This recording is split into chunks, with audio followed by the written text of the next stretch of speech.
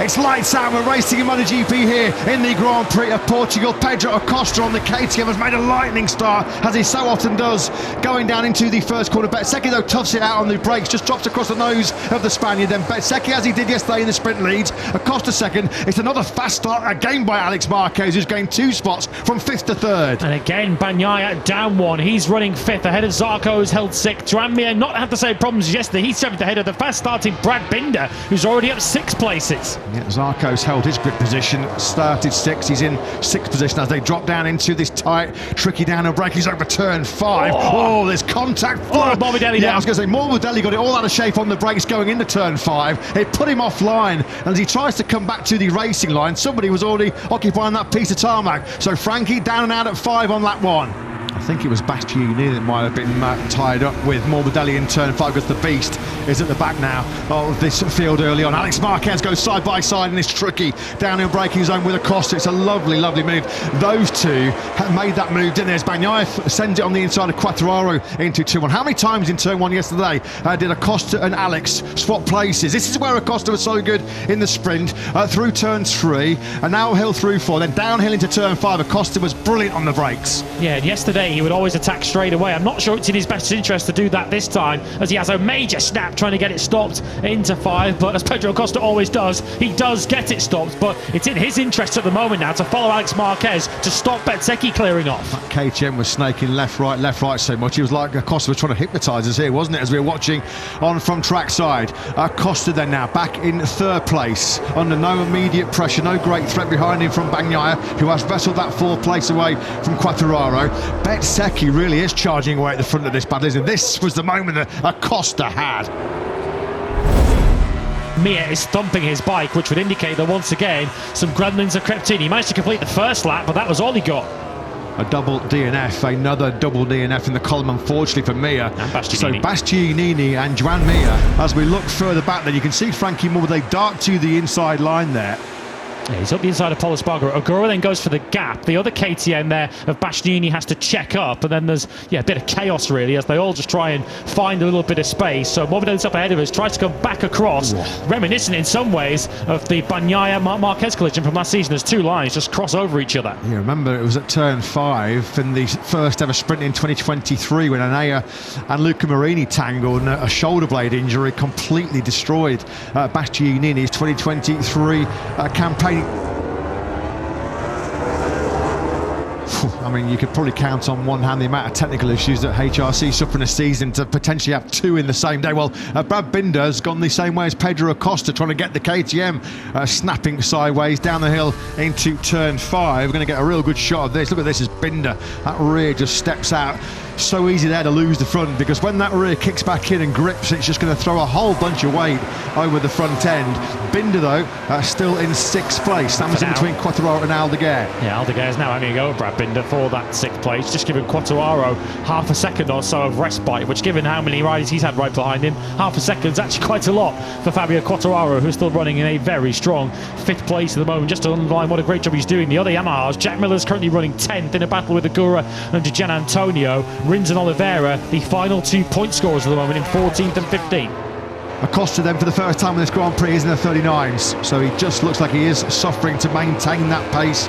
Bezzecchi and Marquez ahead of him, a 39.170, as Aldeguer's coming from a long, long way back. He's going to have that inside line. It was a forced move, it was an aggressive move, but Binder, well, you know he's not going to give it up without an almighty fight. He had the inside line crucially as they climbed up turn 4, and so it's Binder that's just about resisting Aldeguer, but for how much longer? Because down into 5 we go. Well, that was inevitable. That's more contact. I think somebody's lost some aero. It's the tail of Binder's KTM. Look at the right hand side as you look, the wings are there. The left hand, they're flapping off. The other one now does fly off. So Aldeguer has got the move done, but not without a bit of contact. This is the run down into turn 5. Tricky braking zone this, when you haven't got anybody directly in front of you. Binder, well, just on his optimal line, turning in, gets a real shoulder barge there, doesn't he, from Fermin Aldeguer. And you'll see the aero get detached from the left-hand side of Binder's seat unit.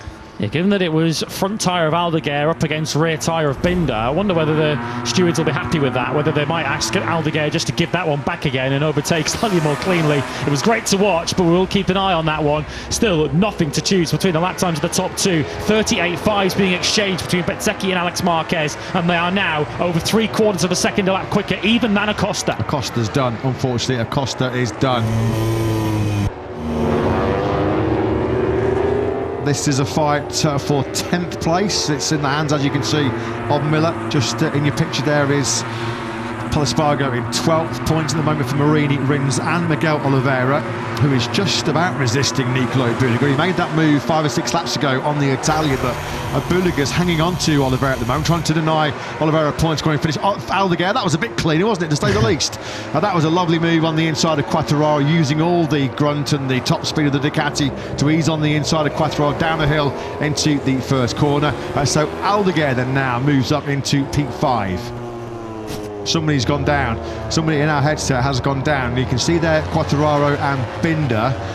It's Bagnaia. It's Pecco Bagnaia. Well, that's huge in terms of 3rd place in the World Championship. And can you believe this? That is now a 4th consecutive Sunday DNF for Pecco Bagnaia. Coming into this Portuguese Grand Prix, he'd had 3 successive DNFs in a row for the first time in 5 long years. He's not had 4 DNFs in a row, Bagnaia, since his rookie year in MotoGP, all the way back in 2019. 2025 does go from bad to worse for the Italian. And that front went without any real warning. Just watch it, just wash away super quickly there as he was on the right hand side of the tyre towards 10 and 11.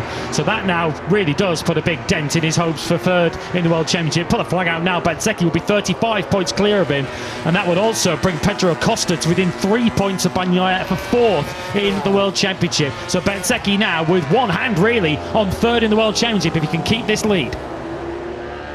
This one looks like it's over as a contest. First time in the Grand Prix, Marquez in the 39s, not by much, but Bezzecchi still doing high 1:38, so now the gap has stretched out to 1.7 seconds. Quartararo, so good on the brakes. Quartararo is still resisting this relentless attack from Binder behind him.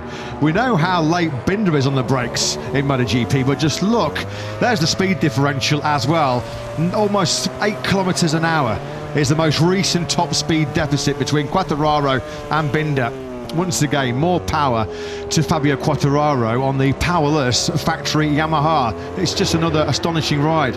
Well, how many times have we seen this in 2025? Far too many times if your name is Pecco Bagnaia and you're a factory Ducati rider, because it's another very dejected and forlorn walk back to the Italian garage. Pecco Bagnaia, that is now his 6th Sunday DNF of the season, and it's now a big ask for him to be holding on to 5th overall in the World Championship when you look at how strong Pedro Acosta has been of late.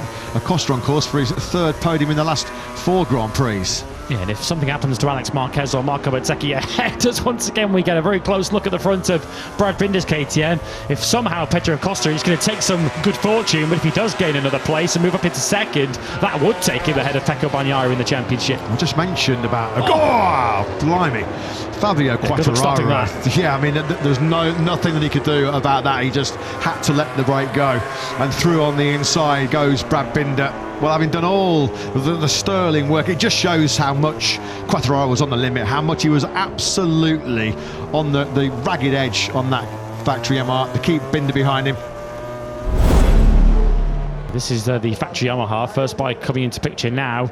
Doesn't look quite as spectacular there from the drone shot, but trust me, it was certainly spectacular enough for Fabio Quartararo. They could see the rear stepping out, and he just couldn't get the bike settled and stop it into turn 5. Had to let the brakes off, and Brad Binder didn't have to work too hard for that in the end to take that place. Marco Bezzecchi is still lapping in the 1:38. He's just on a 38.9.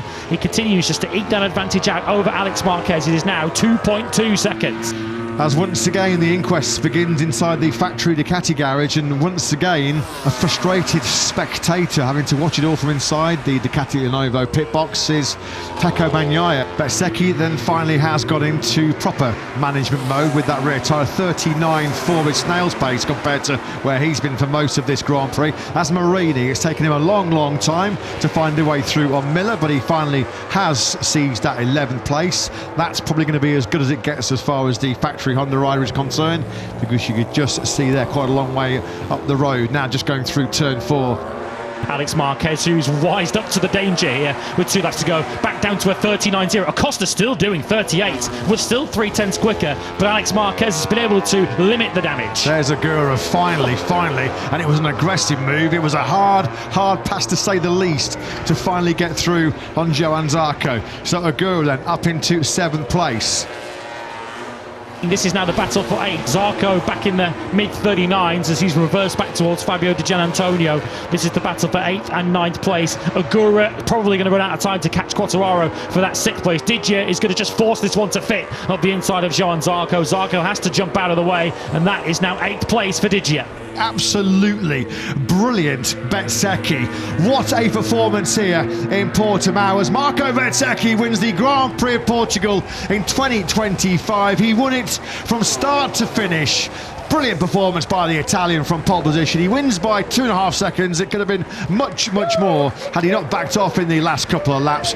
Marquez then does indeed hold on to 2nd place ahead of Pedro Acosta, who had great late race pace. Acosta on the podium for the 3rd time in the last 4 Grand Prix, but Marco Bezzecchi cruises to his 2nd victory of the season. Marco Bezzecchi shot ahead from pole and left the rest of the pack in the dust to win his first Grand Prix since Silverstone. Behind him, Acosta and Alex Marquez fought early for P2 before the 73 pulled away to establish a gap between the KTM factory and Ducati independent rider.